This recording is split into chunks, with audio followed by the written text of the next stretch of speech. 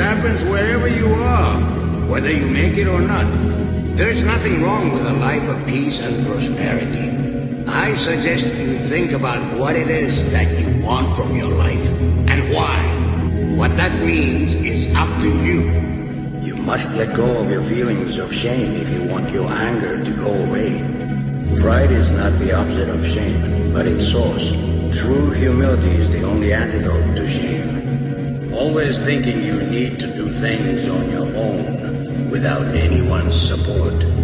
There is nothing wrong with letting people who love you help you. Sometimes life is like this dark tunnel. You can't always see the light at the end of the tunnel. But if you just keep moving, you will come to a better place.